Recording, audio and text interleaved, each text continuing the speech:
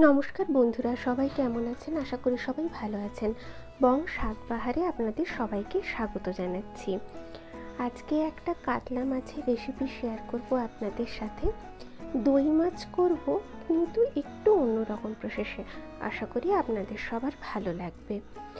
আর ভিডিওটা স্কিপ না করে দেখবেন। কেমন লাগলো কমেন্টে অবশ্যই জানাবেন। যদি ভালো লেগে থাকে তাহলে সাবস্ক্রাইব করে চ্যানেলটির পাশে থাকবেন। প্রথমেই একটি বলে প্রায় 6 চামচ মতো টক দই নিয়ে নিলাম।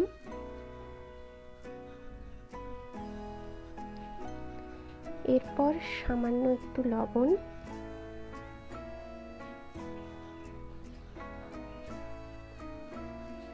আর হাফ চামচ মতো ময়দা একটু দিয়ে দেব, যাতে দইটা দেওয়ার সঙ্গে সঙ্গে ফেটে না যায়। এটাও একটা ট্রিক্স বলতে পারেন। এরপর যেটা করব, মিষ্টি দই 2 চামচ দেবো এতে। সাধারণত টক দইতেই হয়, তবে মিষ্টি দিয়েও দেখেছি, এতেও স্বাদটা বেশ ভালো হয়। তবে এখানে আমি 6 চামচ মতো টক দই আর 2 চামচ মিষ্টি দই দিচ্ছি। মিষ্টি দই কিন্তু বেশি নেব না এখানে। এবারে ভালোভাবে এটাকে ফেটিয়ে নেব। অল্প একটু জল দিলাম, দিয়ে এভাবে ভালো করে মিশিয়ে নেব।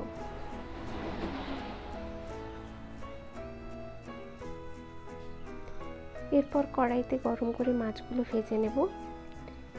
আমি প্রায় 8 পিসের মতো মাছ এখানে ইউজ করব।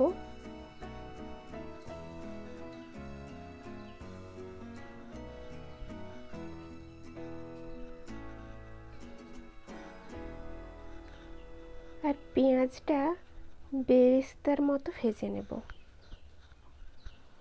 এখানে কিন্তু আমি পেঁয়াজ বাটা ইউজ করব না, বা এমনিও পেঁয়াজ কুচি রান্নাতে ইউজ করব না।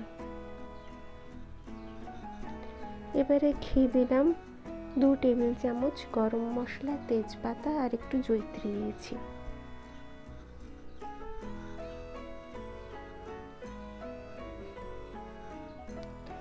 এটা আদা রসুন বাটার পেস্ট 2 চামচ, আর হাফ চা চামচ মতো জিরে গুঁড়ো আর ধনে গুঁড়ো এতে মিশিয়ে নিয়েছি। এটা একটু ভালো করে কষে নেব।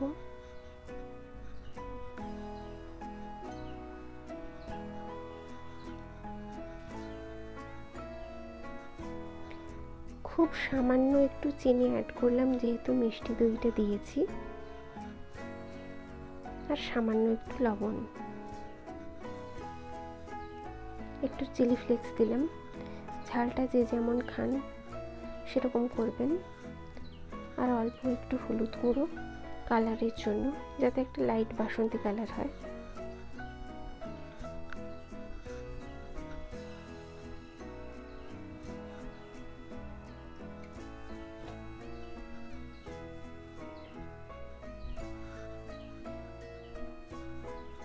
সামান্য একটু জল অ্যাড করলাম। মশলাটা প্রায় কষা হয়ে গেছে। এরপর ফাটিয়ে রাখা টক দইটা দিয়ে দিলাম।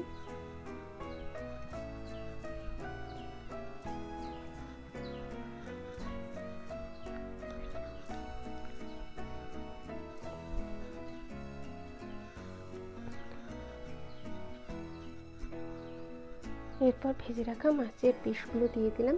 এটা দিয়ে একটু ফুটিয়ে নেব।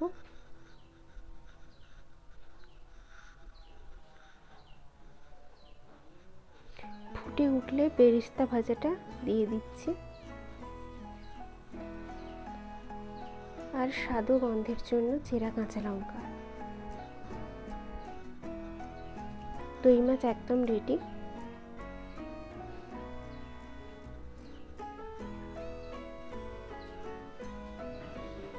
রেসিপিটি যদি ভালো লেগে থাকে তাহলে একটা লাইক করে দেবেন।